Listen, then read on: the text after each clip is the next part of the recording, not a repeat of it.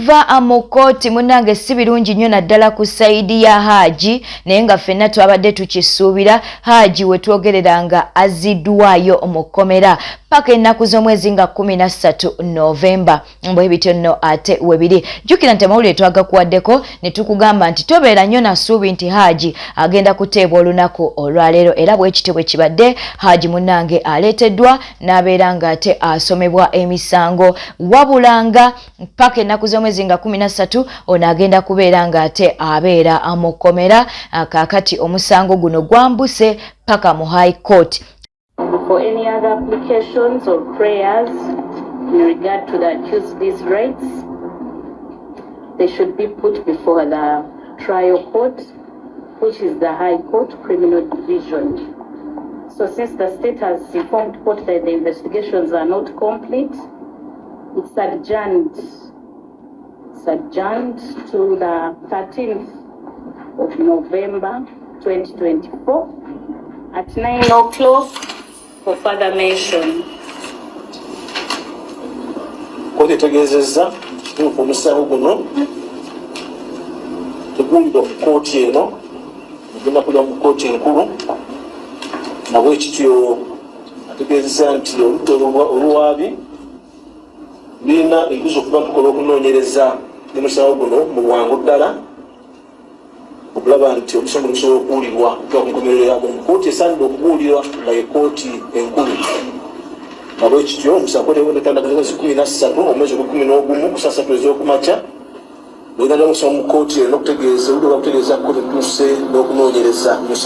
High Court yegenda okubeera ng'ewulira omusango guno eno kooti nto mbu tesobola kubeera ng'ate ewulira omusango guno bwe bityo webiri mu musango gwa Hajjati Zuula ne Hajji Ali bwe bityo nno webiri naye abantu bazze mu bungi Hajji bambi naye alabiddwako era aleeteddwa nga woli mu kulaba awo ate ne sayidi ya Hajjati Zuula nayo ekiikiriddwa abolongi era ne sayidi ene wawaabira Hajji nti no munange yakwata omwana kizuuliddwa nti no tebannafuna bujulizi bumala obujulizi obumala okuba nti no batandika okuwulira omusango guno ate bunaba kubeera ng'ate bufunibwawo ekyo nakyo tukitegedde olunaku olwaleero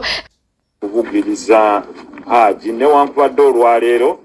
nga bwe twabategeezera terubadde lunaku lwakweyimirirwa oludda oluwaabi luze ne lugamba nti obujulizi terunaba kuŋŋaanya bumala naye ne lusaba nti balwongereyo paka ng'ennaku z'omwezi 13 mu Novemba mu mwezi ogw'11 gukomewo nga gukuŋŋaanyizza obujulizi naffe bwe tutyo ne tusaba kooti nti kyeyoleka kaati nti bwe baatuusira okuleeta omusibe bandibadde n'obujulizi baabukuŋŋaanya dda naye nga bwe bagambye nti of course okwogera ku rights z'omwami ono oba eza Hajji Ali kiteeka okubeera era ne mu kooti enkulu kubanga yevunaanyizibwa ku nsonga zino ate nga naffe ekyo tukikakasa naye omulamuzi ategeezezza oludda luli lwanguye okuŋŋaanya obujulizi bwabwe era naffe tubawagaabwe nti nga bwe tugambye nti singa mwali mukimanyi nti mulina obujulizi bwonna temwandize buzi n'obujulizi kuba mugambye emyezi gyonna egibaddewo obujulizi mubadde mubuyina ne bagambye obujulizi tebuwera so bakyanoonyereza obujulizi obusukkawo nga omuntu waffe Hajji bw'akyali emabega w'emitayimbwa kakati awo we tujja okuva tubategeeze nti ennaku z'omwezi nga 4 lujja kuba lwa Mande ku ssaawa 3 twataddeyo okusaba kwaffe mu kooti enkulu ey'omu Kampala eya High Court Criminal Division egenda okutuula wali ku High Court mwenna we mumanyi ku ssaawa 3 gye tugenda okuteekayo okusaba kw'okweyimirira okwa Hajji Ali Mwizerwa ekirungi nti bano bategeezezza nti bo tebannamaliriza kubuuliriza ku nsonga eno bakyanoonyereza bakyakuŋŋaanya bujulizi so ekyembi nti omukulu ali munda bo nga bwe banoonyereza kakati nga bwe tubagambye nti tujja kugenda mu maaso nga tussa ekitiibwa mu kooti nammwe okubassaamu ekitiibwa tubakubiriza tukuume enneeyisa ennungi n'okubeera nga tugoberera ebiragiro bya kooti nga bwe ebituwadde buli omu waddembe okuba n'endowooza ye ku nsonga eno naye ate era tubeebaza mwenna abasitukiddemu ne mubaawo Saawa 3 mwenna mbategeezezza production warrant tugiina ng'ennaku z'omwezi 4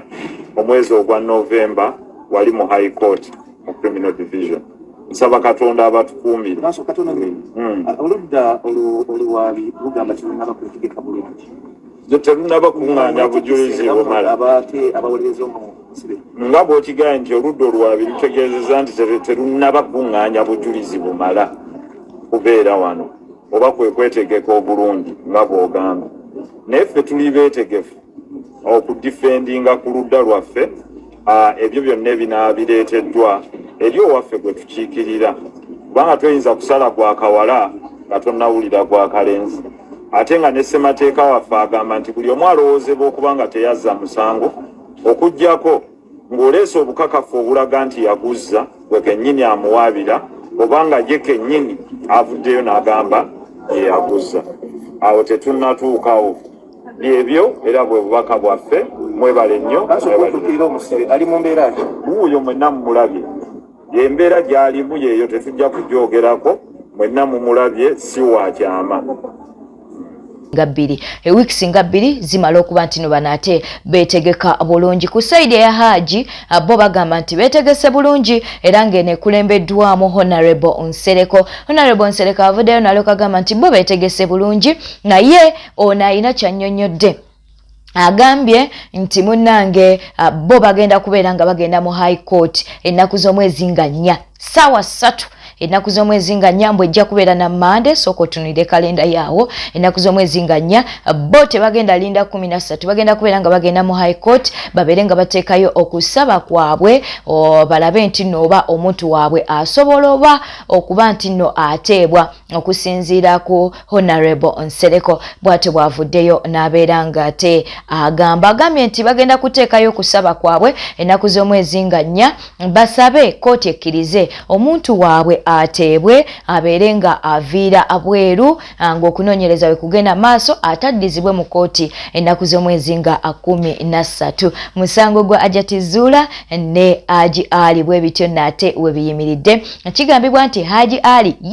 yakwata mbwa omwana naye nga Hajji Ali yakyagamba nti nedda omwana ono simukwatangako bali mu kuba nti no bampaayiriza. Hajji yagamba nti bampaayiriza sikwatanga ku mwana ono ate nga Hajjati n'omwana we bakyalemeddeko nti munnange taata ono ba Hajji Ali yakwata omwana. Byonna tubirindirira nnaku z'omwezi nga 13 naye ate nenga 4 omwezi ogw'e11 twogera ku November tiimu ya Hajji Ali egenda kubeera nga yeekubira enduulu mu High Court omusango ate gye gugenze nga basaba omuntu waabwe abeere nga yeeyimirirwa. Tujja genda maaso n'okuba nti nate tubikuwa erudda eyo. Mawulire bwe gatyo ku ludda lwa Hajji mawulire gandibanga si malungi nnyo naye ate ffenna twabadde tukisuubira nti tasobola kubeera nga ate ateebwa olunaku olwaleero n'okuwulira omusango guno kooti eno nto okuba nti nate ewulira omusango guno y'ensonga lwaki gusindikiddwa mu High Court. Mu nsonga y'emu nga tukyali mu musango gwa Hajjati Zuulah ne Hajji Ali Muhammad Nsereko abuuziddwa ku by'okuba nti nno munnange Hajjati yavuddeyo ne yeekubira enduulu n'alyoka agamba nti ono amutiisatiisa amutiisatiisa. Kaakati munnange ye Honorable Nsereko avuddeyo n'alyoka agamba nti sitiisatiisanga ku Hajjati siri mu kumutiisatiisa nze munnange ndi ku nsonga gye ndi mu kunoonyerezaako nga looya naye Hajjati naye waaba ayina ekyokwewozaako kye oba ng'alaba nti n'ensonga ze njogerako si ntuufu ofiisi yange nzigule asobola okujja n'abeera ng'ate yeewozaako okusinziira ku Honorable Nsereko.